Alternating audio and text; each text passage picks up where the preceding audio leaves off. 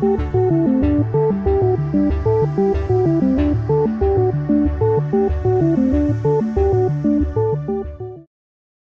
everyone, I'm here with another video, and today's video is for the Scrappy Moms Stamp Terrific Tuesday Challenge. This week's challenge is all about flowers, entitled April Showers Bring May Flowers. So today I'm using the Avery Elle Petals and Stems stamp set, and I'm also using about 7 different colors between Hero Arts Shadow Inks and Simon Says inks to create my card. So I'm just starting out with some Nina Solar White 80-pound cardstock, and that's what I'm going to be doing my flower stamping on today. And I'm just going to really fast forward through me stamping because it took me quite a bit of time between all the different colors, but I'll walk you through the different colors that I'm using as I'm stamping them. So for this large petal, for this large flower, I'm using the Hero Arts Fresh Peach ink, and it's really a beautiful ink, and all these stamped images will even out once they dry, so don't be worried about the blotchiness of it. And then I'm going in with the Hero Arts Butter Bar ink, and I'm using the little dots just to create the center of the flower. And I'll be doing this with the next flower, which is a slightly smaller version of this one. For this flower, I'm using Simon Says stamp Cotton Candy, and I wasn't happy with how light it was, so I did double stamping for this flower for both of them that I'm doing here. And again, I'm also going to go in with the Hero Arts Butter Bar to stamp the center of this flower.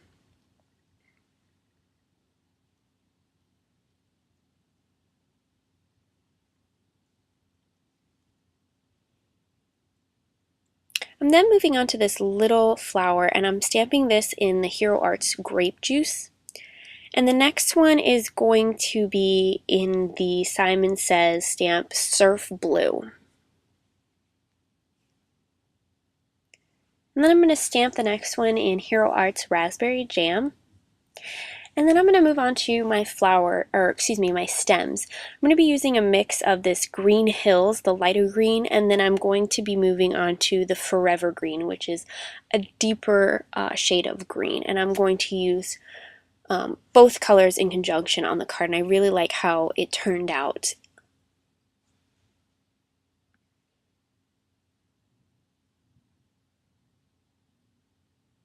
So then once I have all of my images that I want to use stamped out, I'm going to go ahead and fussy cut each one individually, and I'm going to leave a slight border around each of them, and I'm not going to show you this because it took me quite a bit of time. But I'm moving on to my card base, and for my card base I'm using Simon Says stamp 120 pound ultra thick cardstock because I want this to be a really sturdy card. And I'm going to be using the Spellbinders Nestabilities oval dies. This one is not the largest one in the pack, but the second or the next one down from the largest size. And I'm just going to cut a window out of the front of my card.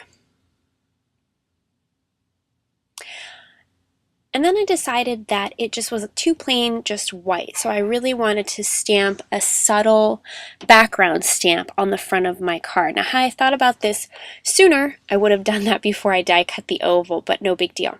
You'll see here that I'm just going in with a paper file around the edges just because there was some sharp edges around where the oval was cut, and I just wanted to smooth it out.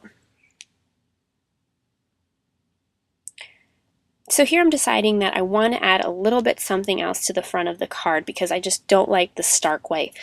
So I'm going to take some Post-it tape and I'm going to mask off a little bit of the back end of my card so that I can stamp a background stamp on the front of my card.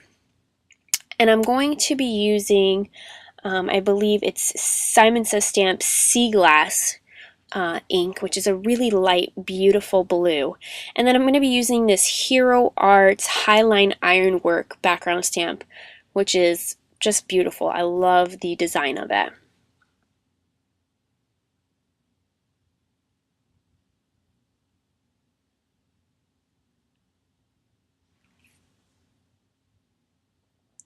So here I am just inking it with that sea glass as I mentioned.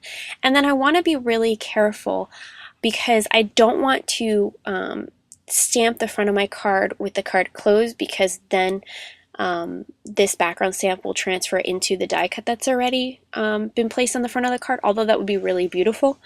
And I also don't want to get some on the back end of my card. So you'll see that I'm going to align the card so that where the post-it masking tape is right along the edge of this background stamp, just to be sure that I don't get any transferred onto the back side of my card.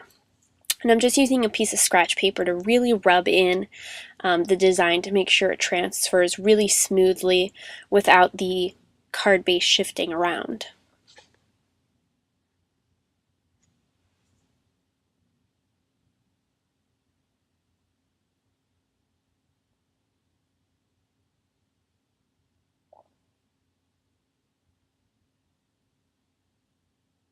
And then you get this really subtle but beautiful background to the front of our card, and I really love this stamp.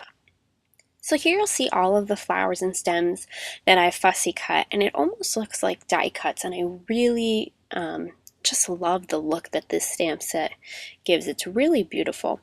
So the next thing I'm going to do is I'm just going to lay out all of the stems and the flowers, and I'm going to place them on my card front how I would like to lay them out.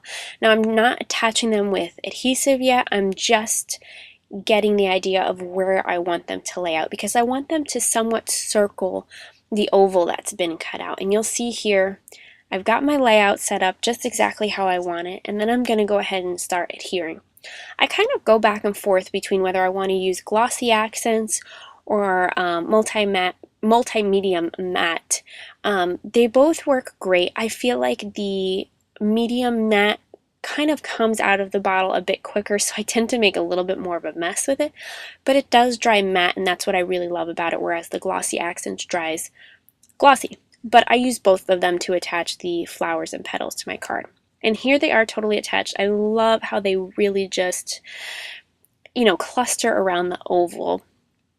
So I'm going to go ahead and use the Scrappy Mom stamps All in the Family stamp set, and I'm going to use the Happy Mother's Day stamp because I feel like this would just be a great card to send out for Mother's Day. You'll see here that I'm using some post-it tape just to hold down my card so it's not shifting around while I'm trying to stamp the sentiment. And I'm using my all-time favorite black ink, VersaFine Onyx Black, to stamp the sentiment. I'll then use a fine tip black marker to create faux stitching around the oval. And that's it. That completes my card for today. Thanks so much for stopping by. Be sure to head over to my blog for all the information and supplies used to create this card. I'll see you guys back here real soon.